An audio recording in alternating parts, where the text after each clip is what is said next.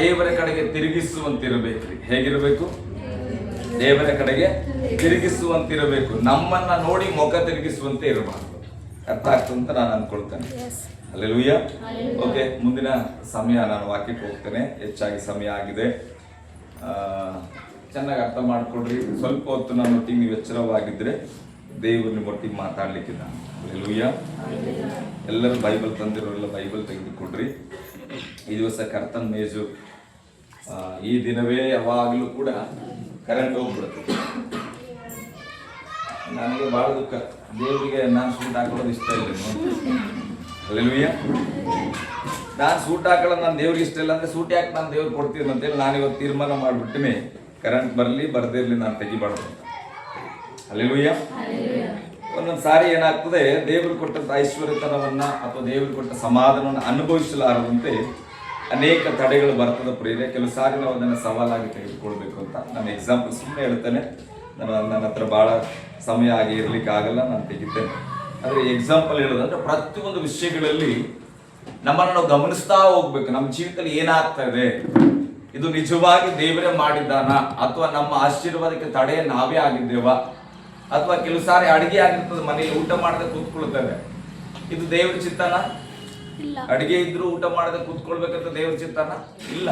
ನಾನೇನೋ ಚಿಂತೆ ಮಾಡಿ ನಾನ್ಯಾವುದೋ ಬೇಸರಕ್ಕೆ ಅಥವಾ ನಾನೇನೋ ಕೋಪಕ್ಕೆ ನಾನೇನ್ ಮಾಡ್ತೇನೆ, ದೇವರು ಕೊಟ್ಟ ಸುಂದರವಾದ ಅಡಿಗೆಯನ್ನ ಬಿಟ್ಟು ನಾನು ಉಪವಾಸ ಇರ್ತಾ ಇದ್ದೇನೆ. ಹಲ್ಲೆಲೂಯಾ.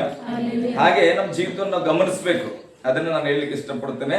ನಮ್ಮನ್ನ ನಾವು ಪ್ರತಿದಿನ ಪ್ರತಿ ಕ್ಷಣ ಎಚ್ಚರವಾಗಿ ಗಮನಿಸ್ಕೊಂಡ್ರೆ ನಮ್ಮ ಬಗ್ಗೆ ಯಾರು ಜಡ್ಜ್ಮೆಂಟ್ ಮಾಡ್ಲಿಕ್ಕೆ ಅವಕಾಶ ಸಿಗೋದಿಲ್ಲ. ಇವತ್ತು ನಿಮ್ಮೆಲ್ಲರಿಗೂ ನಾನು ಶುಭಾಶಯ ಹೇಳ್ತೇನೆ. ಕಾರಣ ಇವತ್ತು ಫ್ರೆಂಡ್ಶಿಪ್ ಡೇ ಎಂಬುದಾಗಿ. ನಿನ್ನೆ 2 ತಾಸು ಕೂತ್ಕೊಂಡೆ. 3 ಗಂಟೆ ಆಗ್ತಾ ಆ ಕಡೆ ಈ ಕಡೆ ಓಡಾಡ್ತಾ ಇದ್ವಿ. ಪ್ರಾರ್ಥನೆ ಮಾಡ್ಬೇಕಪ್ಪ, ವಾಕ್ಯ ಬೇಕೆಂಬುದಾಗಿ ನಾನು ಕೂತ್ಕೊಂಡೆ. 2 ತಾಸು ನಾನು ಪ್ರಾರ್ಥನೆ ಮಾಡೀನಿ. ಒಂದು ತಲೆಗೆ ಒಂದು ವಾಕ್ಯ ಬಂದಿಲ್ಲ, ನಂಬ್ತಿರಲ್ಲೂ ಗೊತ್ತಿಲ್ಲ. 2 ತಾಸು ಪ್ರಾರ್ಥನೆ ಮಾಡೋದು ದೇವ್ರಿಗೆ ಏನಪ್ಪ ಇದು, ನಾನು ಪ್ರಾರ್ಥನೆ ಮಾಡ್ತಾ ಇದ್ರೆ ನನಗೆ ಒಂದು ರೆವಲ್ಯೂಷನ್ ಬೇಕಲ್ಲ ಅಂತೀನಿ. ಆಮೇಲೆ ಬೆಳಿಗ್ಗೆ ಕೂಡ ನಂದು ಅದೇ ಚಿಂತೆ, ನಾನು ಸ್ವಲ್ಪ ಡಿಸ್ಟರ್ಬ್ ಮಾಡಿಬಿಟ್ರೆ ನಾನು ವಾಕ್ಯ ತೆಗೆದುಕೊಳ್ಬೇಕಂತ ಇದ್ದೀನಿ. ಅಷ್ಟರಲ್ಲಿ ಸ್ವಾತ್ಯಮ್ಮ ಏನು ಹೇಳ್ತಾ ಇದ್ರು, ಇವತ್ತೇನು ಫ್ರೆಂಡ್ಶಿಪ್ ಡೇ ಇದೆ, ಆಗಸ್ಟ್ ಏನಿದೆ ಫ್ರೆಂಡ್ಶಿಪ್ಗಳ ದಿನಾಚರಣೆ, ಸ್ನೇಹಿತರ ದಿನಾಚರಣೆ. ಪಕ್ಕದಲ್ಲಿದ್ದವ್ರು ನಿಮ್ಗೆ ಸ್ನೇಹಿತರು ಅನ್ಸಿದ್ರೆ ಒಂದು ವಿಶ್ ಮಾಡಿ ಸಂತೋಷವಾಗಿ. Happy friendship day.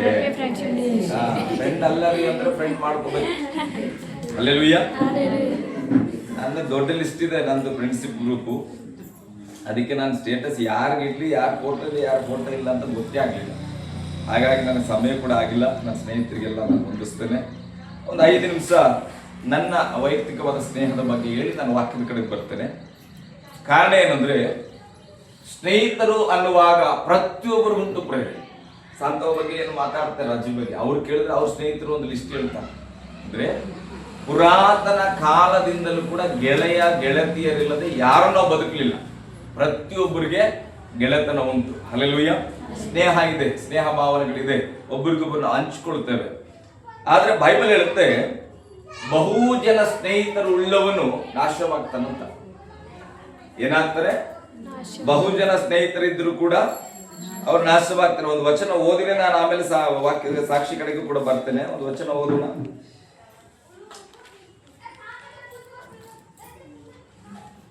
ಜ್ಞಾನೋಕ್ತಿಗಳು 18ನೇ ಅಧ್ಯಾಯ 24ನೇ ವಚನ ಓದ್ರಿ. ಬಹುಮಂದಿ ಗೆಳೆಯರನ್ನು ಸೇರಿಸಿಕೊಂಡವನಿಗೆ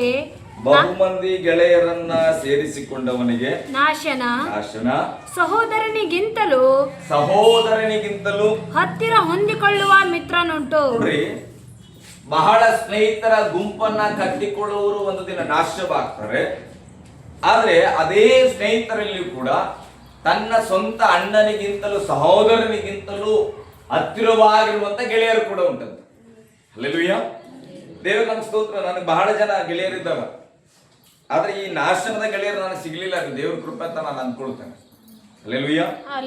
ನನ್ನ ಪ್ರೀತಿಯ ಸ್ನೇಹಿತನಾದಂತ ಸತೀಶ್, ಸತ್ಯ ಅಂತ ಕರೀತಾನೆ, ಆತನಿರ್ಬೋದು. ಸಲ್ಲು ಅಂತ ಕರೀತಾನೆ. ನಮ್ಮ ಮಧ್ಯದಲ್ಲಿ ಒಬ್ಬ ನನ್ನ ಸ್ನೇಹಿತ, ಆತ್ಮೀಯ ಸ್ನೇಹಿತ ಇವತ್ತು ಇಲ್ಲ, ತಿಳ್ಕೊಂಡಿದ್ದಾನೆ. ಮಹೇಶ್ ಎಂಬುದಾಗಿ. ಸಿಂಹ ಅಂತ ಕರಿತಿದ್ವಿ ನಾವು. ಅಡ್ಡೆಸರುಗಳು ಅವಾಗೆಲ್ಲ ಹಬ್ಬಕ್ಕಿಂತ ಮುಂಚೆ. ನನ್ನ ಸ್ನೇಹಿತ ಡಾನ್ ಅಂತಿದ್ದಾನೆ, ವಾಲಿ ಅಂತ ಇದ್ದಾನೆ, ಜಿಂಗ ಅಂತ ಇದ್ದಾನೆ. ಹಲ್ಲೆಲೂಯಾ. ಅನೇಕ ಸ್ನೇಹಿತರನ್ನು ನಾನು ಊರಲ್ಲಿ ನಾನು ಕಟ್ಕೊಂಡಿದ್ದೆ. ವಿನಯ್ ಅಂತ ಇದ್ದಾನೆ, ಮಧು ಇದ್ದಾನೆ, ನನ್ನ ಅಳಿಮಯ್ಯ ಇದ್ದಾನೆ, ಮಾಪ್ಲಿ ಅಂತ ಕರೀತೇನೆ. ಇವರೇ ಬಹಳ ಜನ, ಒಂದು 25-30 ಜನ ನಾವು ಸ್ನೇಹಿತರ ಬಳಗ. ನಾನು ಅದಕ್ಕೆ ಒಂದು ಸಂಘದ ಹೆಸರು ಕೂಡ ಇಟ್ಟಿದ್ದೆ, ಸ್ನೇಹಜೀವಿ ಸಂಘ ಎಂಬುದಾಗಿ. ಅಲ್ಲೆಲೂಯ್ಯ. ನನ್ನ ಹೆಸರಿಗೂ ಅದನ್ನೇ ಬರೀತಾ ಇದ್ದೆ, ನಾನು ಸ್ನೇಹಜೀವಿ ಅರಸು ಎಂಬುದಾಗಿ ಬರ್ಕೊಳ್ತಾ ಇದ್ದೆ ಪಾಸ್ಟರ್ ಆಗೋಕ್ಕಿಂತ ಮುಂಚೆ. ಈ ಎಲ್ಲ ಸ್ನೇಹಿತರುಗಳ ಮಧ್ಯೆ ಇದ್ದೇನೆ. ಎಲ್ಲರೂ ನನಗೆ ಒಳ್ಳೆದನ್ನೇ ಮಾಡಿ ಹೋಗ್ಯಾರ. ಅದಕ್ಕಾಗಿ ನಾನು ದೇವ್ರಿಗೆ ಸ್ತೋತ್ರ ಹೇಳ್ತೇನೆ. ದೇವರು ನನ್ನನ್ನು ಈ ಸ್ಥಾನಕ್ಕೆ ಇವತ್ತು ಆರಿಸ್ಕೊಳ್ಳಿಲ್ಲ, ತಾಯಿಯ ಗರ್ಭದಲ್ಲಿದ್ದಾಗಲೇ ಆರಿಸ್ಕೊಂಡಂತ. ಅದಕ್ಕಾಗಿ ಯಾವ ಸ್ನೇಹಿತರು ನನ್ನ ಜೀವಿತದಲ್ಲಿ ಬಂದು ಹೋದ್ರು ಕೂಡ ನನಗೆ ಯಾವುದೇ ಧಕ್ಕೆಯನ್ನ ಮಾಡದೆ, ನನ್ನ ಹೆಸರು ಯಾವುದೇ ಕಳಂಕ ಬರದಂತೆ ಮಾಡದೆ, ಅಥವಾ ನನ್ನ ಯಾವುದೇ ತಪ್ಪು ಮಾರ್ಗಕ್ಕೆ ನನ್ನ ಎಳೆಯದೆ ಅವ್ರು ಒಳ್ಳೆ ಮಾರ್ಗದಲ್ಲಿ ನಾನು ನಡೆಸಿದ್ರು. ಅದಕ್ಕಾಗಿ ಸ್ತೋತ್ರ. ಬೀದರ್ಲಿ ಬರ್ತೇನೆ, ಬೀದರ್ಲಿ ವಿಜಯ್ ಬ್ರದರ್ ಆಗಿರ್ಬೋದು, ಸಚಿನ್ ಆಗಿರ್ಬೋದು, ರಾಬರ್ಟ್ ಆಗಿರ್ಬೋದು, ಮತ್ತೆ ಯೋಹಾನ್ ಆಗಿರ್ಬೋದು, ಆಕಾಶ್ ಬ್ರದರ್ ಆಗಿರ್ಬೋದು, ನನ್ನ ಆತ್ಮೀಯ ಅಣ್ಣನಾದಂಥ ಸಂತೋಷ್ ಪಾಸ್ಟರ್ ಆಗಿರ್ಬೋದು, ಎಲ್ಲರೂ ಕೂಡ ಒಳ್ಳೆ ಸ್ನೇಹವನ್ನು ಕೊಟ್ಟರು. ಔರಾದಿಗೆ ಬರ್ತೇನೆ, ಔರಾದಿಗೆ ಬಂದಾಗ ನಾನು ನೋಡ್ತೇನೆ, ಶ್ರೀಜಿತ್ ಅಣ್ಣ ಆಗಿರ್ಬೋದು, ಯಶ್ವಣ್ಣ ಆಗಿರ್ಬೋದು, ದಯಾನಂದ್ ಆಗಿರ್ಬೋದು, ರಾಕೇಶ್ ಆಗಿರ್ಬೋದು, ದಿನಕೃತಮ್ಮ, ರಾಕಿತಮ್ಮ, ಅನೇಕ ನನ್ನ ದೊಡ್ಡ ಬಳಗ ಇದೆ. ಅಲ್ಲೆಲೂಯ್ಯ. ಪ್ರತಿಯೊಬ್ಬರು ಸ್ನೇಹಿತರು ನಾನು ಕಂಡುಕೊಂಡಿದ್ದೇನೆ. ನನ್ನ ಜೀವಿತದಲ್ಲಿ ಆದಂತ ಒಂದು ಸಂಗತಿ ಏನಂದ್ರೆ, ಯಾರಿಂದಲೂ ಕೂಡ ನನಗೆ ಡಿಸ್ಟರ್ಬೆನ್ಸ್ ಆಗಲಿಲ್ಲ, ಯಾರು ನನ್ನನ್ನ ಚಿಂತೆಯಲ್ಲಿ ಹಾಕ್ಲಿಲ್ಲ, ಯಾರು ನನ್ನನ್ನ ತಪ್ಪಾದ ಮಾರ್ಗದಲ್ಲಿ ತರಲಿಲ್ಲ. ನನ್ನ ಹಳೆ ಸ್ನೇಹಿತರಲ್ಲಿ ಅನೇಕರು ಡ್ರಿಂಕ್ ಮಾಡ್ತಾರೆ, ಸಿಗರೇಟ್ ಸೇರ್ತಾರ, ಅವ್ರಿಗೆ ಬೇರೆ ಬೇರೆ ಅಭ್ಯಾಸಗಳಿದೆ. ಅವ್ರ ನನ್ನ ಜೊತೆ ಕೂತ್ಕೊಳ್ಳುವಾಗೆಲ್ಲ ಅವ್ರು ಹೇಳೋರು, ನಾನು ಹೇಳ್ತಾ ಇದ್ದೆ ಬಹಳ ಬೇಜಾರಾಗಿದೆ, ನಾನು ಸಿಗರೇಟ್ ಸೇರಿಲ್ಲ ಅಂದ್ರೆ ಅವ್ರು ಹೇಳೋರು, ನೀನ್ ಮಾತ್ರ ಕೆಲಸ ಮಾಡ್ಬೇಡ ಅನ್ನೋರು. ಯಾಕೆ ಅಂತ ನನಗೆ ಇವತ್ತು ಗೊತ್ತಿಲ್ಲ. ಅವ್ರು ಸಿಗರೇಟ್ ಸೇದವ್ರು ಕೆಲವರು, ನೀನ್ ಮಾತ್ರ ಇದನ್ನ ಕಲಿಬೇಡ. ಅವ್ರು ಕುಡಿಯೋರು, ನೀನ್ ಮಾತ್ರ ಇದನ್ನ ಕುಡಿಬೇಡ, ನೀನ್ ಬೇರೆನೇ ಅನ್ನೋರು. ನನಗೆ ಅವಾಗ ಯೇಸುಸ್ವಾಮಿ ತಿಳ್ಕೊಳ್ತಾನೆ ಅಂತ ಗೊತ್ತಿಲ್ಲ, ನಾನೊಬ್ಬ ಸೇವಕ ಆಗ್ತಾನೆ ಅಂತ ಗೊತ್ತಿಲ್ಲ. ಆದ್ರೆ ದೇವ್ರು ನನ್ನ ಜೊತೆ ಬಂದವ್ರು ಎಲ್ಲರ ಮುಖಾಂತರವು ನನ್ನನ್ನು ಒಳ್ಳೆ ಮಾರ್ಗಕ್ಕೆ ಆಯ್ಕೆ ಮಾಡಿದ್ರು. ನೀನ್ ಬೇರೆ, ಇದಕ್ಕೆಲ್ಲ ನೀನು ಅಭ್ಯಾಸ ಮಾಡಬೇಡ, ನೀನ್ ಬರೀ ಒಳ್ಳೇದೇ, ನಿಂದು ಒಳ್ಳೆ ಆಲೋಚನೆಗಳಿಲ್ಲ. ನನ್ನ ಸ್ನೇಹಿತರನ್ನು ಇವತ್ತು ಪ್ರೀತಿ ಮಾಡ್ತೇನೆ. ಕಾರಣ ನಾನು ಅವ್ರ ಜೊತೆ ಜಗಳ ಮಾಡಿದ್ದೇನೆ, ಬೈದಿದ್ದೇನೆ, ಕೆಟ್ಟ ಕೆಟ್ಟ ಭಾಷೆಗಳಲ್ಲಿ ಮಾತಾಡಿದ್ದೇನೆ. ಆದ್ರೆ ಇದುವರೆಗೂ ಒಬ್ಬ ಫ್ರೆಂಡ್ಶಿಪ್ ಅನ್ನ ನಾನು ಕಳ್ಕೊಂಡಿದ್ದೆ. ಅಂದ್ರೆ ಅಷ್ಟು ಬೈದ್ರು ಕೂಡ, ಜಗಳಾಡಿದ್ರು ಕೂಡ, ಬೈಬಾರದ ಮಾತುಗಳನ್ನು ಬೈದ್ರು ಕೂಡ ಅವ್ರು ನನ್ನ ಜೊತೆಲಿ ಮಾತಾಡ್ತಾರೆ. ಆ ಒಂದು ಪ್ರೀತಿಗಾಗಿ ನಾನು ಸ್ತೋತ್ರ ಸಲ್ಲಿಸ್ತೇನೆ. ನನ್ನ ಸ್ನೇಹಿತರಲ್ಲಿ ಯಾರು ಇದುವರೆಗೆ ನನ್ನನ್ನು ಏಕವಚನ ಕೊಟ್ಟು ಮಾತಾಡಲಿಲ್ಲ, ನನ್ನನ್ನು ಮಾತಾಡಿಸುವಾಗ ತಾಯಿಯನ್ನ ತಗೊಂಡು ಮಾತಾಡಲಿಲ್ಲ, ಸಿಸ್ಟರ್ಸ್ ಅನ್ನ ತೆಗೆದುಕೊಂಡು ಮಾತಾಡಲಿಲ್ಲ. ಲೋಕದಲ್ಲಿ ಮಾತಾಡ್ತಾರೆ, ಅವರೆಲ್ಲ ಮಾತಾಡೋರು. ಆದ್ರೆ ನನ್ನ ಬಗ್ಗೆ ಬರುವಾಗ ಮಾತ್ರ ಯಾವತ್ತು ಗೌರವ ಕೊಟ್ಟು ಮಾತಾಡೋರು. ನಾನೇನು ಆವಾಗ ಸನ್ಮಾನ ಉಳ್ಳ ವ್ಯಕ್ತಿ ಅಲ್ಲ, ಒಳ್ಳೆ ವ್ಯಕ್ತಿ ಅಂತೂ ಕೂಡ ಅಲ್ಲ. ಹಲ್ಲೆಲೂಯ್ಯ. ಅದಕ್ಕೆ ನಾನು ಬಹಳ ಸಂತೋಷ ಏನಂದ್ರೆ, ನಾನು ನಂಬ್ತೇನೆ, ಅದಕ್ಕೆ ದೇವರು ನನ್ನನ್ನು ನಿಜವಾಗಿಯೂ ತಾಯಿಯ ಗರ್ಭದಲ್ಲಿ ಆರಿಸ್ಕೊಂಡ.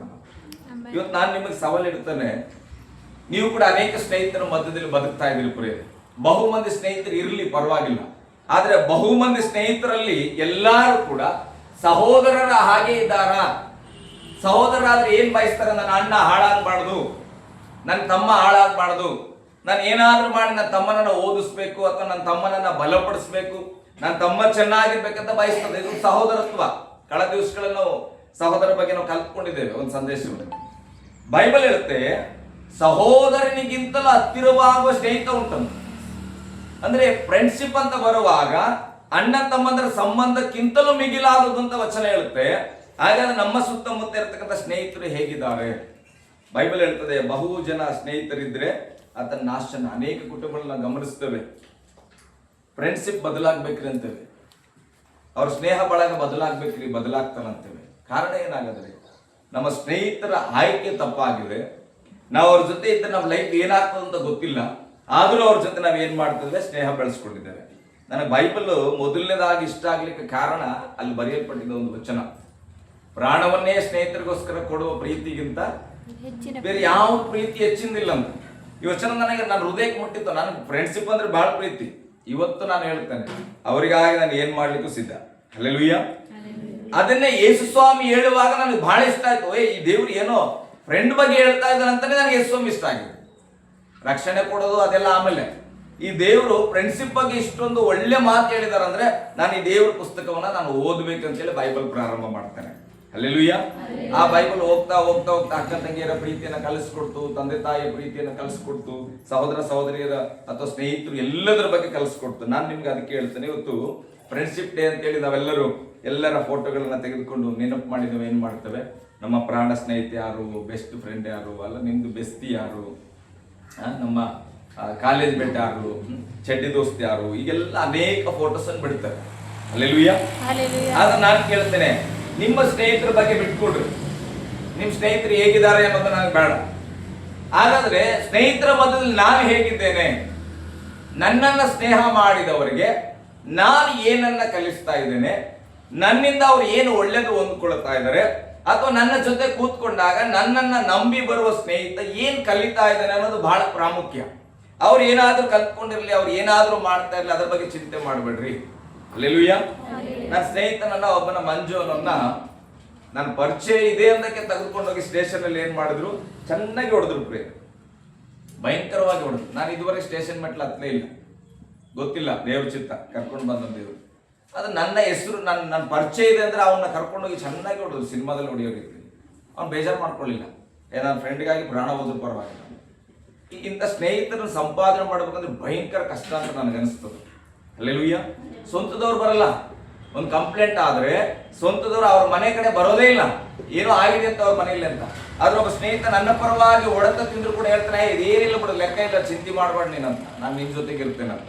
ಹಾಗಾದ್ರೆ ನಾನು ಹೇಳ್ತೇನೆ, ಸ್ನೇಹ ಎಷ್ಟು ಪ್ರಭಾವ ಉಳ್ಳದಂದ್ರೆ ಅಂತ ಸ್ನೇಹಗಳನ್ನ ಕಟ್ಕೊಳ್ಬೇಕು ಪ್ರೇರಣೆ. ಬೈಬಲ್ ಇರ್ತದೆ ಅದಕ್ಕೆ, ತನ್ನ ಪ್ರಾಣವನ್ನ ನಮಗಾಗಿ ಕೊಡುವಂತ ಮನಸ್ಸುಳ್ಳ ಸ್ನೇಹಿತರು ನಮ್ಮೊಟ್ಟಿಗಿರ್ಬೇಕಾದ್ರೆ ಮೊದಲು ನಾನು ಅವರಿಗಾಗಿ ಪ್ರಾಣ ಕೊಡುವಂತ ಒಬ್ಬ ಸ್ನೇಹಿತ ಆಗಿರ್ಬೇಕೆಂಬುದಾಗಿ ನಾವು ಅರ್ಥ ಮಾಡ್ಕೊಳ್ಬೇಕು ಪ್ರಿಯರೇ. ಹಲ್ಲೆಲೂಯಾ. ನಾವು 1 ಸಾಮುವೇಲ ಪುಸ್ತಕಕ್ಕೆ ಬರೋಣ. ಆ ವಾಕ್ಯದಲ್ಲಿ ಕೂಡ ನಿಮ್ಗೆ ಕಲಿಸ್ತೇನೆ. ನನಗೆ ಬಹಳ ಸಂತೋಷ ಸ್ನೇಹಿತರ ಬಗ್ಗೆ ಮಾತಾಡ್ಲಿಕ್ಕೆ. ನನ್ನ ಜೀವಿತದಲ್ಲಿ ಯೇಸು ಸ್ವಾಮಿ ಅಲ್ಲದೆ ಒಳ್ಳೆ ಪುಟಗಳಿದೆ ಅಂದ್ರೆ ಅದು ಸ್ನೇಹಿತರು ಬೇರೆ. ತಂದೆ ತಾಯಿಗಿಂತ ಹೆಚ್ಚಾಗಿ ನಾನು ಹೇಳ್ತೇನೆ, ನನ್ನ ಜೀವನದ ಒಂದು ಡೈರಿಯಲ್ಲಿ ಒಳ್ಳೆ ಪುಟಗಳಿದ್ರೆ ಅದು ಸ್ನೇಹಿತರಾಗಿರ್ತಾರೆ. ನಿಮ್ಮ ಜೀವಿತದಲ್ಲಿ ಕೂಡ ಕೆಲವು ಸ್ನೇಹಿತರು ಇರಬಹುದು, ಇಲ್ಲ ಅಂದ್ರೂ ಕೂಡ ನೀವಾದ್ರೂ ಅವರ ಪುಟಗಳಲ್ಲಿ ಒಳ್ಳೆ ಸ್ನೇಹಿತ ಆಗಿ ಉಳ್ಕೊಳ್ಬೇಕು. ಅದಕ್ಕಾಗಿ ನಾವು ಈ ದಿವಸ ವಾಕ್ಯವನ್ನ ಕಲ್ತ್ಕೊಳ್ಳೋಣ. 1 ಸಾಮುವೇಲ ಪುಸ್ತಕ 18ನೇ ಅಧ್ಯಾಯಕ್ಕೆ ನಾವು ಬರೋಣ. 18ನೇ ಅಧ್ಯಾಯಕ್ಕೆ ಬಂದಿಟ್ಕೊಂಡ್ರೆ 17ನೇ ಅಧ್ಯಾಯದಲ್ಲಿ ನಾವು ಗಮನಿಸ್ತೇವೆ, ದಾವೀದನು ಸೌಲನ ಪರವಾಗಿ ಹೋಗಿ ಗೊಲ್ಯಾತನನ್ನ ಕೊಲ್ತಾನೆ. ಗೊಲ್ಯಾತನನ್ನ ಕೊಂದ ಮೇಲೆ ದಾವೀದನು ಕುರಿ ಕಾಯುವಂತ ವ್ಯಕ್ತಿ ಗೊಲ್ಯಾತನನ್ನ ಕೊಂದ ಕಾರಣ ದಾವೀದನನ್ನ ಸೌಲನು ತನ್ನ ಸೈನ್ಯದಲ್ಲಿ ಸೇರಿಸಿಕೊಳ್ತಾನೆ. ಹಲ್ಲೆಲೂಯಾ. ಗಟ್ಟಿಯಾಗಿ ಹಲ್ಲೆಲೂಯಾ. ಅಲ್ಲಿವರೆಗೆ ಆತನು ಕುರಿ ಕಾಯುವ ವ್ಯಕ್ತಿ. ಯಾವಾಗ ದೇವರ ಬಲದಿಂದ ಕವಣೆಗಳಿಂದ ಗೊಲ್ಯಾತನನ್ನ ಕೊಲ್ತಾನೋ, ಈಗ ಆತನು ಸೌಲನ ಟೀಮಲ್ಲಿ ಸೇರ್ಕೊಳ್ತಾನೆ. ಸೌಲನು ದೇವರು ಅಭಿಷೇಕಿಸಲ್ಪಟ್ಟಂತ ಒಬ್ಬ ರಾಜ, ಆತನ ಪಂಗಡದಲ್ಲಿ ಸೇರ್ಕೊಳ್ತಾನ. ದಾವೀದನಿಗೆ ಅನೇಕ ಆಸ್ತಿಯನ್ನ, ಅರ್ಧ ಆಸ್ತಿಯನ್ನು ಕೊಡ್ತೇನೆ, ನನ್ನ ಮಗಳನ್ನ ಮದುವೆ ಮಾಡ್ತೇನೆ ಅನ್ನೋ ಎಲ್ಲ ಒಡಂಬಡಿಕೆಯನ್ನ ಆ ಗೊಲ್ಯಾತನನ್ನ ಕೊಂದ್ರೆ ನಾನು ಕೊಡ್ತೇನೆ ಅಂತ ಹೇಳಿ ಸೌಲನು ಆಜ್ಞೆ ಕೊಟ್ಟಿರ್ತಾನ. ಅದರ ಪರವಾಗಿ ಮಾಡ್ಬೇಕಾಗಿ ಬರ್ತದೆ, ಮನೇಲಿ ಇಟ್ಕೊಳ್ತಾನ. ದೇವರಿಗೆ ಸ್ತೋತ್ರ. ಆ ಮನೆಗೆ ಬಂದ ಸಂದರ್ಭದಲ್ಲಿ ಸೌಲನ ಮಗನು ಯೋನಾತನು ಅಂತ, ಏನ್ರಿ ಹೆಸರು? ಯೋನಾತನ್ ಅಂತ. ಯೋನಾತನಿಗೂ ದಾವೀದನಿಗೂ ಒಂದು ಫ್ರೆಂಡ್ಶಿಪ್ ಆಗ್ತದೆ. ಅಲ್ಲಿವರೆಗೆ ಅವರು ನೋಡ್ಕೊಂಡಿಲ್ಲ, ಭೇಟಿ ಇಲ್ಲ, ಅವ್ರ ಫ್ರೆಂಡ್ ಆಗ್ತಾರೆ. ಆವಾಗ ಇಲ್ಲಿ ಒಂದು ಸಂಗತಿ ನಡೀತಾ, ಅದನ್ನ ನಾವು ಓದ್ತಾ ಇದ್ದೇವೆ. ಅವ್ರ ಫ್ರೆಂಡ್ಶಿಪ್ ಹೇಗೆ ಸ್ಟಾರ್ಟ್ ಆಯ್ತು ಎಂಬುದಾಗಿ 18ನೇ ಅಧ್ಯಾಯ 1ನೇ ವಚನ ಓದ್ರಿ. ದಾವೀದನು ಸೌಲನೊಡನೆ ಮಾತಾಡಿ ತೀರಿಸಿದ ಮೇಲೆ ಯೋನಾತನ ಪ್ರಾಣವು ದಾವೀದನ ಪ್ರಾಣದೊಡನೆ ಒಂದಾಯಿತು. ಹಲ್ಲೆಲೂಯಾ. ಹಲ್ಲೆಲೂಯಾ. ಅವರ ಸ್ನೇಹ ಹೇಗಾಯ್ತು ಅಂತ್ರಿ? ಅವ್ರ ಸ್ನೇಹ ಹೇಗಾಯ್ತು? ಯೋನಾತನ ಪ್ರಾಣವು ದಾವೀದನ ಪ್ರಾಣದೊಡನೆ ಒಂದಾಯಿತು ಎಂಬುದಾಗಿ. ಇವತ್ತು ನಮ್ಮ ಸ್ನೇಹ ಯಾವುದರಲ್ಲಿ ಒಂದಾಗಿದೆ? ಹಣದಲ್ಲಿ ಒಂದಾಗಿದೆ, ಕಾಲೇಜಲ್ಲಿ ಇದೆ ಅಂತ ಒಂದಾಗಿದೆ. ತಪ್ಪು ತಿಳ್ಕೊಬಿಡ್ರಿ. ಹೆಣ್ಮಕ್ಳದ ಫ್ರೆಂಡ್ಶಿಪ್ ಅಂತ ನಾನು ಮೊದಲು ಕೂಡ ಮಾತಾಡಿನಿ, ಯೂಟ್ಯೂಬ್ ಅಲ್ಲಿ ಪ್ರಸಂಗ ಸಿಗ್ತದ ಬೇಕಾದ್ರೆ, ಬಟ್ ಸ್ವಲ್ಪ ವ್ಯತ್ಯಾಸವಾಗಿರ್ತದೆ. ಕಾಲೇಜ್ ಮುಗಿಯೋವರೆಗೆ ಇರ್ತದ, ಇಲ್ಲ ಹೈಸ್ಕೂಲ್ ಮುಗಿಯೋವರೆಗೆ ಇರ್ತದ, ಇಲ್ಲ ಮದುವೆ ಆಗೋವರೆಗೆ ಇರ್ತದೆ. ಮುಗಿತ ಆಮೇಲೆ ಎಲ್ಲೋ ಒಬ್ರು ಆ ಸ್ನೇಹ ಇಟ್ಕೊಂಡ್ರು. ಆದ್ರೆ ದೇವ್ರ ಸ್ತೋತ್ರ, ಗಂಡು ಮಕ್ಕಳು ಬಹಳ ದಿನಗಳವರೆಗೆ ಮೇಂಟೈನ್ ಮಾಡ್ತಾರೆ. ಹಲ್ಲೆಲೂಯಾ. ಗಟ್ಟಿಯಾಗಿ ಹಲ್ಲೆಲೂಯಾ. ಹೆಣ್ಣು ಮಕ್ಳು ತಿರುಗಿಸಿ ಹೇಳ್ಬೇಕು, ಸಾರ್ ನಮಗ್ ನಿಮ್ ತರ ಅವಕಾಶ ಇರಲ್ರಿ, ನಮ್ ಕಟ್ಟಪಾಡುಗಳು ಇರ್ತದ, ಅದಕ್ಕೆ ನಾವು ಸ್ವಲ್ಪ ಫ್ರೆಂಡ್ಶಿಪ್ ನ ಮರಿತೇವೆ ಅಂತ ಹೇಳ್ಬೇಕು ಧೈರ್ಯವಾಗಿ. ಚಿಂತೆ ಮಾಡ್ಬೇಡ್ರಿ. ಅಲ್ಲ, ಎಲ್ಲರೂ ಹಂಗೆ ಅಲ್ಲ. ಕೆಲವ್ರು ಮಾತಾಡ್ಬೇಕು ಅನ್ಸ್ತದೆ, ಹೋಗಕ್ಕಾಗಲ್ಲ. ಫೋನ್ ಮಾಡ್ಬೇಕಂತ ಯಾರಿಗೆ ಮಾಡಿದ್ವಿ ಅಂತಾರ ಮನೇಲಿ, ಇವೆಲ್ಲ ಇರ್ತದ ಕೆಲವ್ರಿಗೆ. ಕೆಲವ್ರು ಮರ್ತೆ ಹೋಗ್ತಾರ. ಅವ್ರು ಯಾರು ಯಾಕೆ ನಾನು ಕಾಲೇಜಾಗಿದ್ದಾಗ ಸುಮ್ಮನೆ ಮಾತಾಡ್ತಾ ಇದ್ದೆ ಆಕೆ ಜೊತೆ ಅಂತ. ಹೆಂಗ್ ಮಾತಾಡ್ತಾ ಇದ್ರು? ಸುಮ್ಮನೆ. ಇದು ಅಂತ ಪ್ರಿನ್ಸಿಪಲ್ ಇಲ್ಲಿ ಯೋನಾತಂದು ದಾವೀದನ ಪ್ರಿನ್ಸಿಪ್ ವಾಕ್ಯ ಹೇಳ್ತಾ ಅವರ ಪ್ರಾಣಗಳು ಒಂದಾದವು. ಅಲ್ಲೇಲೂಯ, ಗಟ್ಟಿಯಾಗಿ ಅಲ್ಲೇಲೂಯ. ಆಮೇಲೆ ಅವನು ಏನ್ ಮಾಡಿದನು? ಪ್ರಾಣದಂತೆ ಒಂದಾದರು. ಅವನು ಇವನನ್ನು ತನ್ನ ಪ್ರಾಣದಂತೆಯೇ ಪ್ರೀತಿಸತೊಡಗಿದನು. ಈ ವಚನ ನನಗೆ ಬಹಳ ಇಷ್ಟ. ಅವನು ದಾವೀದನನ್ನ, ಈಗ ನಾನು ದಿನಕರನ್ನ ನನ್ನ ಪ್ರಾಣದಂತೆ ಪ್ರೀತಿಸೋದು, ಅವನ ಪ್ರಾಣದಂತೆ ಅಲ್ಲ. ಅರ್ಥ ಆಗ್ತದ್ರಿ? ನನ್ನ ಪ್ರಾಣನ ನಾನು ಹೇಗೆ ಪ್ರೀತಿ ಮಾಡ್ತೇನೆ, ಅಪ್ಪ ನಾನು ಬದುಕ್ಬೇಕಪ್ಪ 100 ವರ್ಷ, ನನಗೆ ಜ್ವರ ಆದ್ರೆ ನಾನು ಹೋಗಿ ಮೊದಲು ಇಂಜೆಕ್ಷನ್ ತಗೋಬೇಕಪ್ಪ, ಚಳಿ ಆಗ್ತದೆ ಸ್ವೆಟರ್ ಹಾಕೋಬೇಕಪ್ಪ, ಸೆಕೆ ಆಗ್ತದೆ ಫ್ಯಾನ್, ನನ್ನ ಜೀವಕ್ಕೆ ಏನೆಲ್ಲ ನಾನು ಆಸೆ ಪಡ್ತೇನೆ, ನನ್ನ ಜೀವನ ಚೆನ್ನಾಗಿ ನೋಡ್ಕೊಳ್ಳಿಕ್ಕೆ ಎಷ್ಟು ಪ್ರಯಾಸ ಪಡ್ತೇನಲ್ಲ, ಆ ಪ್ರಾಣ ನೋಡ್ಕೊಳ್ಳಿಕ್ಕೆ ಎಷ್ಟು ನನಗೆ ಮನಸ್ಸಿದೋ ಆ ಪ್ರಾಣದಂತೆ ದಿನಕರನ ಪ್ರೀತಿ ಮಾಡೋದು, ಅದು ನಿಜವಾದ ಸ್ನೇಹ. ಅಲ್ಲೇಲೂಯ್ಯ. ಎಲ್ಲಿಗೆ ಹೋದ್ರು ಜೊತೆಗೆ ಹೋಗ್ತೇವೆ, ಕುತ್ಕೊಳ್ತೇವೆ, ಅವತ್ತು ತಿಂತಾರ ನಾನು ತಿಂತಾರ, ಅದೆಲ್ಲ ನಿಜವಾದ ಸ್ನೇಹ ಅಂದ್ರೆ ನನ್ನ ಪ್ರಾಣದಂತೆ ನನ್ನ ಸ್ನೇಹಿತರನ್ನ ಪ್ರೀತಿ ಮಾಡು. ನನ್ನ ಪ್ರಾಣಕ್ಕೆ ಧಕ್ಕೆ ಬಂದ್ರೆ ಸುಮ್ಮನೆ ಆಗ್ತೇನಾ? ನನ್ನ ಪ್ರಾಣಕ್ಕೆ ಧಕ್ಕೆ ಬಂದ್ರೆ ಸುಮ್ಮನೆ ಆಗ್ತೇನೆ? ನನ್ನ ಬಗ್ಗೆ ಮಾತಾಡಿದ್ರೆ ಸುಮ್ಮನೆ ಆಗ್ತೇನಾ? ಮತ್ತೆ ನೀನ್ ಸ್ನೇಹಿತರ ಬಗ್ಗೆ ಮಾತಾಡೋದು? ಅಲ್ಲೇಲೂಯ್ಯ. ಅದಕ್ಕೆ ಸ್ವಾಮಿ ಹೇಳ್ತಾ ಇದ್ದಾನೆ, ಪ್ರಾಣವನ್ನೇ ಸ್ನೇಹಿತರಿಗಾಗಿ ಕೊಡೋ ಪ್ರೀತಿ ಮುಂದೆ ಬೇರೆ ಯಾವಿಲ್ಲ. ಅದಕ್ಕೆ ಸ್ವಾಮಿ ಹೇಳ್ತಾನೆ, ನನ್ನ ಶಿಷ್ಯರನ್ನ ಅಥವಾ ನನ್ನ ನಂಬುವವರನ್ನ ನಾನು ನನ್ನ ಸ್ನೇಹಿತರಂತ ಕರಿತೇನೆ, ನನ್ನ ಸ್ನೇಹಿತರಿಗಾಗಿ ನಾನು ಪ್ರಾಣ ಕೊಡ್ತೇನೆ. ಸ್ವಾಮಿ ಕೊಟ್ಟನು. ನಾನು ಹೇಳ್ತೇನೆ, ಈಗ ಹಾಗಾದ್ರೆ ದಿನಕರ್ ನಾನು ಬಹಳ ಕ್ಲೋಸ್, ಒಬ್ರಿಗೊಬ್ರು ಹೆಚ್ಚಾಗಿ ಪ್ರೀತಿ ಮಾಡ್ತೇವೆ. ಅಲ್ಲೇಲೂಯ್ಯ.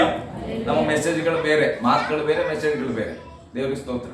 ಮೆಸೇಜ್ ಅಲ್ಲಿ ಏನೇನೋ ಮಾತಾಡ್ತೇವೆ, ಆದ್ರೆ ಫೋನಲ್ಲಿ ಮಾತಾಡಲ್ಲ, ಎದುರುಗಡೆ ಮಾತಾಡಲ್ಲ. ಹಾಗಾದ್ರೆ ಈಗ ನಾನು ದಿನಕರ್ತವನಿಗಾಗಿ ಪ್ರಾಣ ಕೊಡ್ಬೇಕಂತ ಇಟ್ಕೊಡು, ಅವ್ನಿಗೆ ಏನೋ ಕಷ್ಟ ಬಂದಿದೆ, ಹಾಗಾದ್ರೆ ಈಗ ನಾನು ಸತ್ತೋಗ್ಬಿಟ್ರೆ ಅವನಿಗೆ ಒಳ್ಳೇದಾಗ್ತದ? ಕೆಲವರು ಪ್ರಾಣ ಕೊಡೋದಂದ್ರೆ ನಿಂಗೆ ತಿಳ್ಕೊಡೋದು, ಆಯ್ತು ಸರ್, ಓಕೆ ನೀವು ಹೇಳಿರಲಿಲ್ಲ ಅವ್ರಿಗೋಸ್ಕರ ನಾನು ಕುತ್ಕೊಂಡ್ಬಿಡ್ತೇನೆ, ಲಾಭ ಇದೆಯಾ? ಇಲ್ಲ. ಪ್ರಾಣ ಕೊಡೋದಂದ್ರೆ ನನ್ನ ಪ್ರಕಾರ ನಾನು ಧ್ಯಾನ ಮಾಡುವಾಗ ನನ್ನ ಪ್ರಾಣ ಹೇಗೆ ಉಳಿಸ್ಕೊಳ್ಬೇಕಂತಲ್ಲ, ಅವ್ನ ಪ್ರಾಣ ಉಳಿಸ್ತಲ್ಲ, ಅದು ನಾವು ಪ್ರಾಣ ಕೊಡೋದಂದ್ರೆ ಅರ್ಥ ಆಗ್ತದ್ರಿ? ಆತನ ಸಮಸ್ಯೆಯಲ್ಲಿ ನಾನು ಜೊತೆಯಾಗಿ, ಆತನ ಕಷ್ಟಗಳಲ್ಲಿ ಜೊತೆಯಾಗಿ, ಆತನ ನೋವುಗಳಲ್ಲಿ ಜೊತೆಯಾಗಿ, ನಾನಿದ್ದೇನೆ ನಿನ್ ಜೊತೆ, ನೀನ್ ಭಯ ಪಡಬೇಡ, ನಾನು ನಿನ್ನ ಬಲಪಡಿಸ್ತೇನೆ, ಏನಾಗ್ತದೆ ನೋಡೋಣ ಅನ್ನುವ ರೀತಿಯಲ್ಲಿ ಕುಗ್ಗಿ ಹೋಗುವ ಮನಸ್ಸನ್ನ ಬಲಪಡಿಸ್ತೇವಲ್ಲ, ಅದು ಪ್ರಾಣ ಕೊಡೋದಂದ್ರೆ. ಆಯ್ತಪ್ಪ, ನೀನ್ ಸಾಯ್ಬೇಕು ಅನ್ಕೊಂಡಿ, ನಿನ್ ಜೊತೆ ನಾನು ಸಾಯ್ತೇನಪ್ಪ, ಎದಕ್ಕೂ ಬರಲ್ಲ, ಇಬ್ಬರು ಪ್ರಾಣ ವ್ಯರ್ಥ ಆಗ್ಬಿಡ್ತದೆ ಅಂತ ಪ್ರಾಣ ಕೊಡ್ರಿ ಅಂತ ಹೇಳ್ತಿಲ್ಲ. ಮತ್ತೆ ಸಿದ್ಧ ಆಗ್ಬಿಟ್ರಿ. ಈಗ ಹೇಳ್ಯಾರ ಪಾಸ್ಟ್ರು, ಯೇಸು ಸ್ವಾಮಿ ಕೂಡ ಹೇಳ್ಯಾನಂತ, ಆಯ್ತು ನನ್ನ ಸ್ನೇಹಿತ ಸತ್ತೇಳ, ನಾನು ಸತ್ತೋಗ್ಬಿಡ್ತೇನೆ ಅನ್ಬಿಡ್ರಿ. ಆಯಮ್ಮ ಎದಕ್ಕೆ ಸತ್ತಾಳ ಏನೋ ಆಮೇಲೆ. ಅಲ್ಲೇಲೂಯ್ಯ. ಲೋಕದಾಗ ಲೋಕಲ್ಲಿ ಆಗ್ತಂತೇಳಿ ಸತ್ತೋಗ್ಬಿಡ್ತಾವ. ಹೋಗಿ ಸತ್ತೋಗ್ಬೇಕಾ? ನಮ್ಮ ಅಪ್ಪ ಅಮ್ಮ ಕಷ್ಟಪಟ್ಟು ಬೆಳೆಸ್ಯಾರ ಪಾಪ, ಹೋಗ್ ಸರ್ ವಿಚಾರ ಮಾಡ್ರಿ, ಆ ಕಡೆಗೂ ಮನಸ್ಸಿರ್ಲಿ. ಅಲ್ಲೇಲೂಯ್ಯ. ಪ್ರಾಣ ಕೊಡೋದಂದ್ರೆ ಈಗ ಅಯ್ಯಮ್ಮ ಏನೋ ಲೈಫಲ್ಲಿ ಫೇಲ್ಯೂರ್ ಆಗ್ಬಿಟ್ಲು, ಸಾಯಕ್ ಚಿಂತೆ ಮಾಡ್ತದ. ನೀವ್ ಬದುಕಿನ ಬಗ್ಗೆ ಹೇಳ್ಬೇಕು. ಯಾಕೆ ವರಿ ಮಾಡ್ತೀಯಪ್ಪ, ಯಾಕೆ ವರಿ ಮಾಡ್ತೀಯ? ನಿನ್ ಜೀವಿತನ ದೇವ್ರು ಕಟ್ತಾನ, ನಾವೆಲ್ಲ ಇದ್ದೇವೆ, ಧೈರ್ಯವಾಗಿದ್ರೆ ಏನಾಗಲ್ಲ. ಆಕೆ ಪ್ರಾಣವನ್ನು ಉಳಿಸ್ತೇವಲ್ಲ, ಅದು ಪ್ರಾಣ ಕೊಡೋದಂದ್ರೆ ನಮ್ಮ ಪ್ರಾಣನ ಹತ್ಯೆ ಮಾಡ್ಕೊಳ್ಳೋದಲ್ಲ. ಯೇಸು ಸ್ವಾಮಿ ತನ್ನ ಪ್ರಾಣವನ್ನು ಈಡುಕೊಟ್ಟನು. ಅದು ಯೇಸು ಸ್ವಾಮಿ ಹೇಳ್ತಾನೆ, ನನ್ನ ಪ್ರಾಣವನ್ನು ನಾನೇ ಕೊಡ್ತೇನೆ, ತಿರುಗಿ ನಾನು ಪಡ್ಕೊಳ್ತೇನೆ. ಅಲ್ಲೇಲೂಯ್ಯ. ತಿರುಗಿ ನಾನು ಪಡ್ಕೊಳ್ತೇನೆ. ಆ ಅಧಿಕಾರ ಯೇಸು ಸ್ವಾಮಿಗೆ ಇತ್ತು ಪ್ರೇರೆ. ಇವತ್ತು ನಾವು ಅರ್ಥ ಮಾಡ್ಕೊಳ್ಬೇಕು, ಸ್ನೇಹಿತರನ್ನ ಸುಮ್ಮನೆ ಬರೀ ಹೆಣ್ಮಕ್ಳದ್ದು ಏನಿರ್ತದ, ಬರೀ ಪಾನಿಪುರಿ ತಿನ್ನಕ್ಕಿರ್ತದೆ ಸ್ನೇಹಿತ ಇವತ್ತಿನ ದಿನಗಳು. ಅದಕ್ಕೆ ಪಾನಿಪುರಿ ಬಂಡಿ ಮಕ್ಕಳಾಗಿ ಅವ್ರ ಹತ್ರ. ಅಲ್ಲೇಲೂಯ್ಯ. ತಿನ್ರಿ, ಬಹಳ ಸಂತೋಷ. ಬರೀ ಇದೆಲ್ಲ ಸ್ನೇಹಿತ ಅಂದ್ರ ಕೇಕ್ ಕಟ್ ಮಾಡ್ಲಿಕ್ಕೆ ಮಾತ್ರ ಅಲ್ಲ. ಬೈಬಲ್ ಕಡೆಗೆ ಸ್ವಲ್ಪ ನಾವು ಬರೋಣ. ನಿಜವಾದ ಸ್ನೇಹಿತರನ್ನ ನಾವು ಕಂಡುಕೊಳ್ಬೇಕು. ಸಭೆಯಲ್ಲಿ ಆಗ್ಲಿ, ಎಜುಕೇಶನ್ ಆಗ್ಲಿ, ಸಂಬಂಧಿಕರ ಬಳಿಯಲ್ಲಿ ಇರ್ಬೋದು. ಕೆಲವು ಕಡೆ ಅಣ್ಣ ತಮ್ಮದೇ ಬಹಳ ಸಹೋದರತ್ವದಲ್ಲಿ ಇರ್ತಾರೆ, ಚಿಂತೆ ಇಲ್ಲ. ಆದ್ರೆ ನಾನು ಕೇಳೋದು, ನೀವು ಒಬ್ಬರಿಗೊಬ್ಬರು ಪ್ರಾಣ ಉಳಿಸುವಂತವರಾಗಿರ್ಬೇಕು ಪ್ರಿಯರೇ. ಅಲ್ಲೇಲೂಯ್ಯ. ವಚನ ಹೇಳ್ತದೆ, ಅವರ ಪ್ರಾಣ ಏನಾಗಿತ್ತು? ಒಂದೇ ಆಗಿತ್ತು. ಮತ್ತೆ ತನ್ನ ಪ್ರಾಣದಂತೆ ಅವನನ್ನ ಪ್ರೀತಿಸ್ಲಿಕ್ಕೆ ತೊಡಗಿದನು. ಅಂದ್ರೆ ಅಲ್ಲಿವರೆಗೆ ಆ ಪ್ರೀತಿ ಇದ್ದಿಲ್ಲ. ಈಗ ಆತನ ಏನ್ ಮಾಡ್ತಿದ್ದಾನೆ? ತನ್ನ ಪ್ರಾಣದಂತೆ ಪ್ರೀತಿಸ್ಲಿಕ್ಕೆ ಪ್ರಾರಂಭಿಸಲ್ಪಟ್ಟನು, ತೊಡಗಲ್ಪಟ್ಟನು ಅಂತ. ಇವತ್ತು ವಾಕ್ಯ ಕೇಳುವಾಗ ನಮ್ಮ ಹೃದಯಗಳಲ್ಲಿ ಕೂಡ ನಮ್ಮ ಸ್ನೇಹಿತರನ್ನ ನನ್ನಂತೆ ಪ್ರೀತಿಸುವುದನ್ನ ನಾನು ಕಲಿಬೇಕು. ಅಲ್ಲೇಲೂಯ್ಯ. ಗಟ್ಟಿಯಾಗಿ ಅಲ್ಲೇಲೂಯ್ಯ. ಅದಾದ್ಮೇಲೆ ಏನಾಗ್ತದೆ? ದಾವೀದನಿಗೆ ಇವನು ಒಳ್ಳೆ ಫ್ರೆಂಡ್ಶಿಪ್ ಆಯ್ತು. ಒಬ್ಬರಿಗೊಬ್ರು ಒಡಂಬಡಿಕೆ ಮಾಡ್ಕೊತಾರೆ, ನಾನ್ ನಿನ್ ಸಂಗಡ ಇರ್ತಾನೆ, ನೀನ್ ನನ್ನ ಸಂಗಡ ಇರ್ಬೇಕು, ಆಯ್ತು ಒಂದೇ ಪ್ರಾಣ ಅಂತ ತೀರ್ಮಾನ ಮಾಡಿ. ಈಗ ಹೋಗ್ತಾ ಹೋಗ್ತಾ ಏನಾಯ್ತು ಅಂದ್ರೆ, ದಾವೀದನ ಎಲ್ಲ ಯುದ್ಧಗಳಲ್ಲಿ ಜಯಿಸ್ಲಿಕ್ಕೆ ಬಲ ಕೊಟ್ಟನು ದೇವರು. ಸಕ್ಸಸ್ ಆಗ್ತಾ ಬಂದು ಎಲ್ಲಿ ಹೋದ್ರು ಕೂಡ ದಾವೀದನನ್ನ ಹೊಗಳ್ತಾ ಇದ್ದಾರೆ.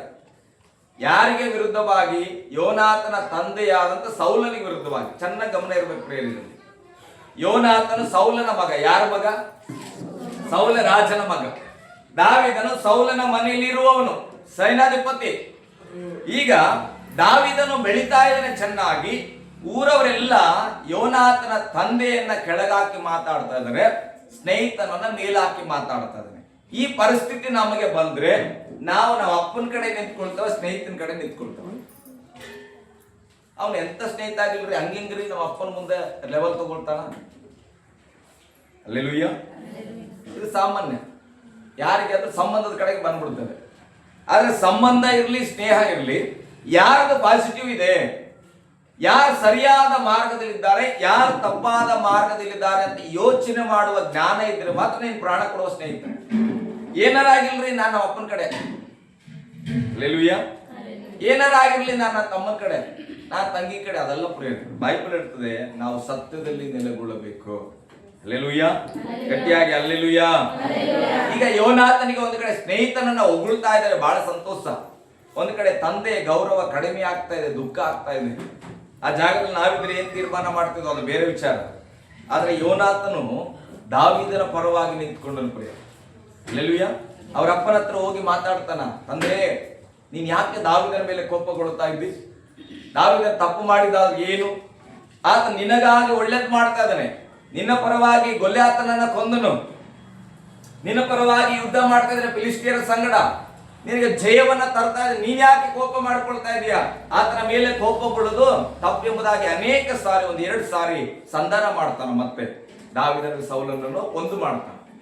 ಆದ್ರೆ ಮತ್ತೆ ಮತ್ತೆ ದಾವೀದನೇ ಗೆಲ್ತಾ ಹೋಗುವಾಗ ಸೌಲನಿಗೆ ಭಯಂಕರ ಕೋಪ ಬರುತ್ತೆ. ಕಾರಣ ಸೌಲನ ಒಳಗಡೆ ದುಷ್ಟಾತ್ಮನು ಬಂದಿತ್ತು ಅಂತ ಬೈಬಲ್ ಇರ್ತದೆ. ಸೌಲನ ಒಳಗಡೆ ದುಷ್ಟಾತ್ಮ ಬಂದ ಕಾರಣ ದೇವರ ಆತ್ಮನಿಂದ ಜಯ ಹೊಂದುವಂತ ದಾವೀದನ ಮೇಲೆ ಸೌಲನಿಗೆ ಕೋಪ. ಇವರಿಬ್ಬರ ಮಧ್ಯದಲ್ಲಿ ಯೋನಾತನಿಗೆ ಸಂಕಟ. ಒಂದು ಕಡೆ ತಂದೆ, ಒಂದು ಕಡೆ ಪ್ರಾಣ ಸ್ನೇಹಿತ. ಅಲ್ಲೆಲೂಯ್ಯ. ಹೀಗೇ ಹೋಗ್ತಾ ಇರುವಾಗ ಯೋನಾತನ ಯಾವಾಗಲೂ ದಾವೀದನ ಕಡೆ ನಿಂತ್ಕೊಳ್ತಾನೆ. ದಾವೀದನ ಜೊತೆ ನಿಂತ್ಕೊಳ್ತಾರ, ದಾವೀದನ ಪರವಾಗಿ ಮಾತಾಡ್ತಾ ಇರ್ತಾನ. ಒಂದು ಸಾರಿ ಸಿಟ್ಟು ಬಂದು ಏನ್ ಮಾಡ್ತಾನೆ ಸೌಲನು, ಯೋನಾತನ ಮಗನಿಗೆ ಒಟ್ಟಿಗೆ ಮಾತಾಡ್ತಾನೆ, ನೀನ್ ಎಂತವನಂತ ನನಗೆ ಗೊತ್ತಿಲ್ವಾ? ನಿನ್ನ ಸ್ನೇಹಿತನಿಗಾಗಿ ನನ್ನ ವಿರುದ್ಧವಾಗಿ ನಿಂತ್ಕೊಂಡಿದ್ದಿ, ನೀನು ನಿನ್ನ ತಾಯಿ ಬೀದಿಗೆ ಬರ್ತಿರೋದು. ಅಲ್ಲೆಲೂಯ್ಯ. ಗಟ್ಟಿಯಾಗಿ ಅಲ್ಲೆಲೂಯ್ಯ. ಒಂದು 5-6 ಅಧ್ಯಾಯ ಚೆನ್ನಾಗಿ ಹೋಗ್ತು ಈ ಪ್ರಸಂಗ. 5-6 ಅಧ್ಯಾಯ, 1 ಸಾಮುವೇಲ ಓದಿ 2 ಸಾಮುವೇಲಕ್ಕೆ ತಗೊಂಡು ಬಂದು ನಾನು ಈ ಪ್ರಸಂಗಕ್ಕೆ ನಿಂತೀನಿ. ನಿಮ್ಗೆ ಕಡಿಮೆ ಅವಧಿಯಲ್ಲಿ ಹೇಳುದು.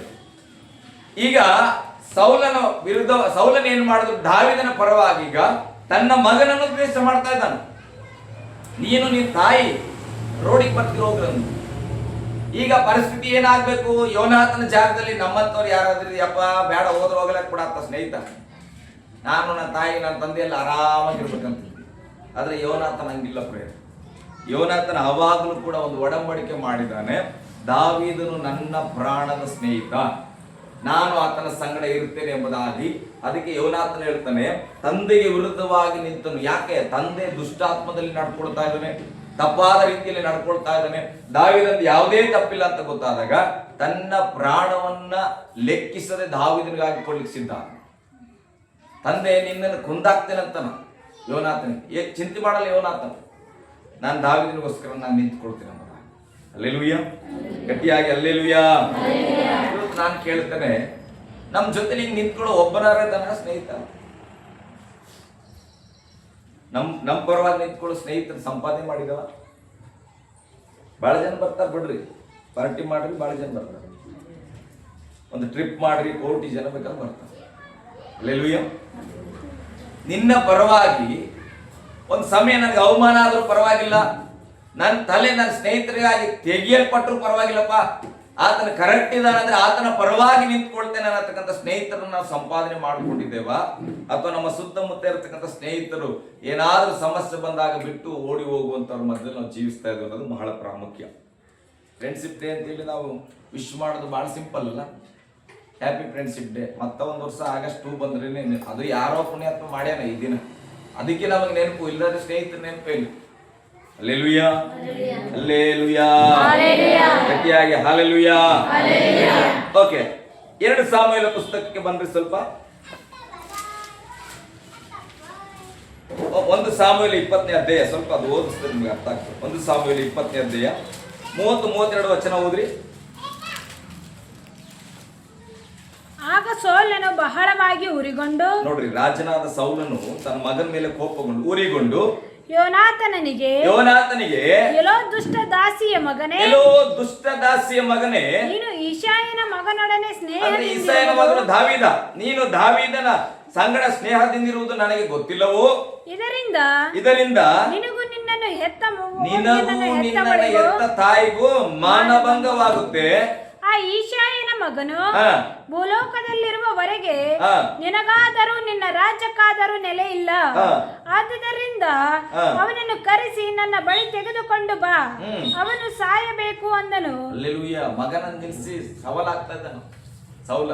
ನನ್ಗೇನು ಗೊತ್ತಿಲ್ಲ, ನೀನು ಇಟ್ಕೊಂಡ್ರ ಫ್ರೆಂಡ್ಶಿಪ್, ಅದ್ರ ಪರವಾಗಿ ನಾನು ಏನ್ ಮಾಡ್ತೇನೆ, ನಿನ್ನ ತಾಯಿಯನ್ನ ನಾನು ಅವಮಾನ ಪಡಿಸ್ತೇನೆ, ನಿಮ್ಮನ್ನ ನಾನು ಸಾಯಿಸ್ಬಿಡ್ತೇನೆ, ಸಾಯ್ಬೇಕಾದ ಪರಿಸ್ಥಿತಿ ಬರ್ತದೆ. ಅದಕ್ಕೆ ಏನ್ ಮಾಡು, ನಿನ್ ಸ್ನೇಹಿತನ ತಂದು ನಾನು ಒಪ್ಸಂತಾನ.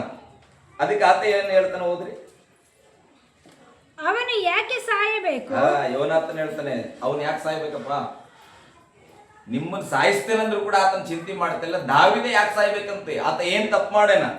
ದಾವಿದನ ಯಾಕೆ ಸಾಯಬೇಕು? ಅವನು ಏನು ಮಾಡಿದನೆ ಎಂದು ತನ್ನ ತಂದೆಯನ್ನ ಕೇಳಿದನಂತ. ಇವತ್ತು ನಾನು ಕೇಳ್ತೇನೆ, ಒಂದು ಸ್ನೇಹ ಆತನಿಗೆ ದಾವಿದನ ಮೇಲೆ ಯಾಕೆ ಅಷ್ಟು ನಂಬಿಕೆ ಅಂದ್ರೆ ಅವರಿಬ್ಬರು ಪ್ರಾಣ ಒಂದಾಗಿದೆ. ದಾವಿದನ ಆಲೋಚನೆಗಳು ಯೋನಾತನಿಗೆ ಗೊತ್ತು, ದಾವಿದನ ಉದ್ದೇಶಗಳು ಯೋನಾತನಿಗೆ ಗೊತ್ತು, ದಾವಿದನ ಜೀವನ ಚರಿತ್ರೆ ಆತನಿಗೆ ಗೊತ್ತು. ಅದಕ್ಕೆ ಆತನ ಹೇಳ್ತಾನೆ, ದಾವಿದ ಯಾವುದೇ ತಪ್ಪು ಮಾಡಲಿಕ್ಕೆ ಸಾಧ್ಯ ಇಲ್ಲ, ಆತನ ನಂಬಿಕೆಸ್ತನೋ ಅಂತೇಳಿ ದಾವಿದನ ಪರವಾಗಿ ಯೋನಾತನ ನಿಂತ್ಕೊಳ್ತಾ ಇದ್ದಾನ. ಇವತ್ತು ಸ್ನೇಹಿತರಂದ್ರೆ ನಮ್ಮ ಪ್ರಾಣಕ್ಕೆ ಪ್ರಾಣ ಒಂದಾಗಿರ್ಬೇಕು ಪ್ರೇರೆ. ನನ್ನ ಜೀವನ ಅವರ ಜೀವನ ಒಬ್ಬರಿಗೊಬ್ಬರು ಪರಿಚಯ ಇರಬೇಕು. ಅವಾಗ ನಮ್ಗೆ ಅವ್ರ ಜೊತೆ ನಿಂತ್ಕೊಳ್ಲಿಕ್ಕೆ ಆಗ್ತದೆ. ಏನೋ ಒಂದು ಗೊತ್ತು ಅಷ್ಟೇ, ಹೆಸರು ಗೊತ್ತು, ಯಾವ ಊರೋ ಗೊತ್ತಿಲ್ಲ, ಏನ್ ಕೆಲಸ ಮಾಡ್ತಾರೆ ಗೊತ್ತು, ಇದೆಲ್ಲ ಫ್ರೆಂಡ್ಶಿಪ್ ಅಲ್ಲ. ಹಲ್ಲೆಲೂಯಾ. ಸ್ನೇಹ ಅಂದ್ರೆ ನಂಬಿಕೆಯಲ್ಲಿ ಕಟ್ಟಲ್ಪಡಬೇಕು, ಆತ್ಮ ಪ್ರಾಣಗಳು ಒಂದಾಗಬೇಕು. ಅಲ್ಲಿ ಯಾವುದೇ ಮುಚ್ಚುಮರೆ ಇಲ್ಲದೆ ಎಲ್ಲವನ್ನ ಶೇರ್ ಮಾಡ್ತೇವೆ, ಒಳ್ಳೆದಿರ್ಲಿ ಕೆಟ್ಟದಿರ್ಲಿ ಶೇರ್ ಮಾಡ್ತೇವೆ. ಅವಾಗ ಪರಿಪೂರ್ಣವಾದ ಅವರ ಜೀವಿತ ನಮಗ್ ಗೊತ್ತಿದ್ರೆ ನಾವು ಅವರ ಪರವಾಗಿ ನಿಂತ್ಕೊಳ್ಳಿಕ್ಕೆ ನಮಗೂ ಧೈರ್ಯ ಬರುತ್ತೆ, ನಮ್ಮ ಪರವಾಗಿ ಅವ್ರು ನಿಂತ್ಕೊಳ್ಳಿಕ್ಕೆ ಅವ್ರಿಗೂ ಕೂಡ ಧೈರ್ಯ ಬರುತ್ತೆ. ಅದಿಲ್ಲಿ ಅವ್ರಿಗೆ ಸಾಧ್ಯವಾಯ್ತು, ಕಾರಣ ಅವರಿಬ್ಬರ ಪ್ರಾಣವು ಒಂದಾಗಿತ್ತು ಎಂಬುದಾಗಿ ಬೈಬಲ್ ಹೇಳುತ್ತೆ. ಹಲ್ಲೆಲೂಯಾ. ಗಟ್ಟಿಯಾಗಿ ಹಲ್ಲೆಲೂಯಾ. ಅದಕ್ಕೆ ಒಂದಿನ ಏನಾಯ್ತು, ಹೀಗೆ ಹೋಗುವಾಗ ಸೌಲನ ದುಷ್ಟತ್ವದಿಂದ ಏನ್ ಮಾಡಿ ಶತ್ರುಗಳಿಂದ ಸೌಲನು ಸತ್ತು ಹೋಗ್ತಾನೆ, ಯೋನಾತನ ಸತ್ತು ಹೋಗ್ತಾನೆ.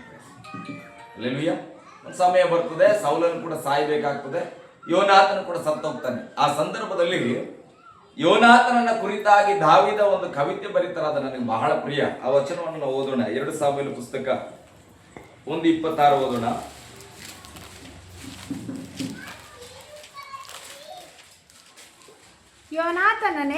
ಯೋನಾತನನೇ ನನ್ನ ಸಹೋದರನೇ. ನೋಡ್ರಿ, ಸ್ನೇಹಿತರನ್ನ ಈಗ ಸಹೋದರ ಅಂತ ಕರೆಯಲ್ಪಡ್ತಾರ.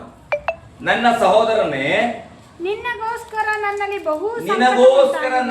ಬಹು ಸಂಕಟ ಉಂಟಾಗಿದೆ. ಆತನನ್ನು ಕಳ್ಕೊಂಡಾನ. ಈಗ ಆತನ ಜೊತೆ ಹುಟ್ಟಿದ ಸಹೋದರ ಅಲ್ಲ, ಯಾರೋ ಎತ್ತ ಮಗ, ಇವನು ಯಾರೋ ಎತ್ತ ಮಗ. ಆದ್ರೆ ಅವರ ಪ್ರಾಣಗಳು ಒಂದಾಗಿದೆ, ಅವರ ಮನಸ್ಸು ಒಂದಾಗಿದೆ, ಅವರು ಒಡಂಬಡಿಕೆ ಮಾಡಿಕೊಂಡಿದ್ದಾರೆ. ನಾವಿಬ್ಬರು ಪ್ರಾಣಕ್ಕೆ ಪ್ರಾಣವಾಗಿ ಜೊತೆಯಾಗಿರ್ಬೇಕೆಂಬುದಾಗಿ. ಈಗ ಆ ಪ್ರಾಣ ಹಾರಿ ಹೋಗಿರುವ ಕಾರಣ ದಾವೀದನು ಹೇಳ್ತಾ ಇದ್ದಾನೆ, ನನಗೆ ಬಹು ಸಂಕಟ ಆಗ್ತಾ ಇದೆ. ಹಲ್ಲೆಲೂಯಾ. ಸ್ನೇಹಿತರು ಅಂದ್ರೆ ಅಣ್ಣ ತಮ್ಮದನ್ನೇ ಆಗ್ಬೇಕಾಗಿಲ್ಲ, ತಾಯಿ ತಂದನೇ ಆಗ್ಬೇಕಾಗಿಲ್ಲ. ಸ್ನೇಹಿತರ ಬಾಂಧವ್ಯ ಎಷ್ಟು ಮಟ್ಟಿಗೆ ಇರ್ತದೆ ಗೊತ್ತಾ? ವರ್ಷಗಳಾದ ನಾನು ಹೇಳ್ತೇನೆ, ನವೆಂಬರ್ 1ನೇ ತಾರೀಕು ಬಂದ್ರೆ ನನ್ನ ಸ್ನೇಹಿತರನ್ನು ಕಳ್ಕೊಂಡಿದ್ದೇನೆ. ಎಷ್ಟೋ ವರ್ಷಗಳು ಕಳೆದು ಹೋಗ್ತಾ ಇದೆ. ಆ ನವೆಂಬರ್ ದಿನ ಬಹಳ ಸಂತೋಷ ನನಗೆ. ಕನ್ನಡ ರಾಜ್ಯೋತ್ಸವ ನನಗೆ ಬಹಳ ಪ್ರೀತಿ. ಒಂದ್ ಕಡೆ ಸಂತೋಷದಲ್ಲಿ ನಾನು ಹಾಡ್ತೇನೆ, ಕುಣಿತೇನೆ, ಒಂದ್ ಕಡೆ ನನ್ನ ಸ್ನೇಹಿತ ಇದ್ರೆ ಹೇಗಿರ್ತಿತ್ತು ಅಂತ ನನಗೆ ಬಹಳ ದುಃಖ ಆಗ್ತದೆ. ಹಲ್ಲೆಲೂಯಾ. ಗಟ್ಟಿಯಾಗಿ ಹಲ್ಲೆಲೂಯಾ. ಯಾಕೆ ಬೈಬಲ್ ಹೇಳ್ತದೆ, ಅವ್ರ ಪ್ರಾಣ ಒಟ್ಟಾಗಿತ್ತಂದ್ರೆ ಅವ್ರನ್ನ ಕಳ್ಕೊಂಡಂತ ನೋವು, ನಾನು ಹೇಳ್ತೇನೆ, ನಮ್ಮ ಜೀವ ಹೋಗುವವರೆಗೂ ಅದು ಹೋಗಲ್ಲ. ಅಂತ ಸ್ನೇಹವನ್ನ ನಾವು ಕಾಪಾಡ್ಕೊಳ್ಬೇಕಂತ ನಾನು ಬಯಸ್ತೇನೆ. ನನ್ನ ಸಭೆಗೆ ಅದನ್ನೇ ಕಲಿಸ್ತೇನೆ. ಸಭೆಯ ಸಭಿಕರಾಗಿ ಬರತಕ್ಕಂಥ ನಿಮ್ಮಲ್ಲಿ ಒಬ್ಬರಿಗೊಬ್ಬರಿಗೆ ಅಂತ ಸ್ನೇಹ ಬಾಂಧವ್ಯ ಇರಬೇಕು. ಒಬ್ಬರಿಗಾಗಿ ಒಬ್ಬರು ನಾವು ನಿಂತ್ಕೊಳ್ಬೇಕು. ಒಂದು ಕುಟುಂಬಕ್ಕಾಗಿ ನಾವು ಒಂದು ಕುಟುಂಬ ನಿಂತ್ಕೊಳ್ಬೇಕು. ಒಬ್ಬರ ಸಮಸ್ಯೆಗಳಲ್ಲಿ ನಾನು ನಿಂತ್ಕೊಳ್ಬೇಕು, ಒಬ್ಬರ ದುಃಖದಲ್ಲಿ ನಾನು ಧೈರ್ಯ ಪಡಿಸ್ಬೇಕನ್ನತಕ್ಕಂಥ ಒಂದು ಆಲೋಚನೆಯನ್ನ ದೇವರು ಈ ಸ್ನೇಹದ ದಿನ ನಮಗೆ ಕೊಡ್ತಾ ಇದ್ದಾನೆ. ನಾವಾಗದೆ ಎಂತ ಸ್ನೇಹ ಇಟ್ಕೊಳ್ತಾ ಇದ್ದೀವಿ ಇವತ್ತು. ನೋಡ್ರಿ, ಯಾರ್ದೋ